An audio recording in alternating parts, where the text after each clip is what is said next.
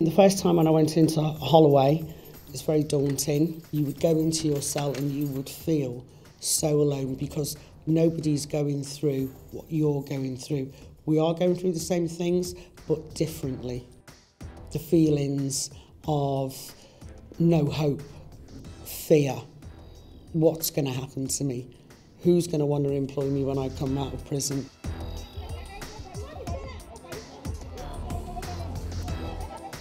I knew I had to progress through my sentence to get anywhere, and it's all about being recognised about the things that you've done to prove to the powers that be that you can change.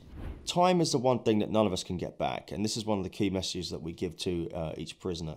So even the time that they spent, albeit in custody, if they could spend that time as best as they can, readying themselves for release, then they're going to be better prepared. Kim studied a counselling course at a local college on Rottle. First day I went into the college and it was all women, so I remember the lady next to me when I said to her, well, actually, I'm a serving prisoner.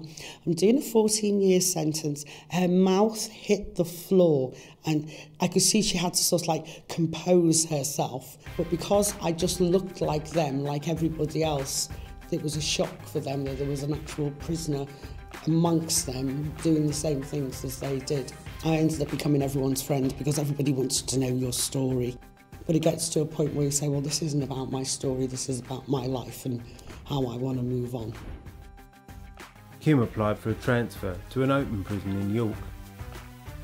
SOVA offered me a full-time voluntary position in their offices in Sheffield. They paid for my travel. I went there every day and worked in their office. Unpaid work and voluntary work is a way by which a young person or an old person can prove themselves to the potential employer. If you are with an employer and they've offered voluntary work or an unpaid placement, it's something that you can make the most of. It's something that you can take forward and actually harness your skills and improve your skills so that if an opportunity comes about, you're in the place to take it. The way we work with offenders in prisons is we operate a selection process. So when a prisoner comes onto our programme and we first meet them, we then look to bring them through a training programme in the community which develops their skills and makes them a better painter decorator. And when they're ready, we'll take them through and put them into our social enterprise which will offer them paid employment. So engaging with us gives you a direct route through a training programme which will allow you to build your CV and then also allow you to generate yourself an income. And the hope is once you've done those two things, but you'll have enough experience, then move out into the wider industry and construction and further develop your skills with other companies. In terms of your skill set, are you still happy but you're progressing at the rate you wanted to? I want to work towards my MVQ. By the time I get at least another month or two, I want to have my MVQ hopefully. Rash is an example of somebody who can come onto the programme with no prior experience and still benefit from it and has now a really good position to take a career forward when he's released fully from custody. Yeah, keep up good work, man. Kim was offered full-time paid work while still in prison. SOVA got me in touch with Stonham Housing, who they were doing a project with in supported housing, which was something that I wanted to be involved in. So I ended up working with them on their development team. And when I was released from prison in 2007, they offered me a full-time job with them in their head office in London.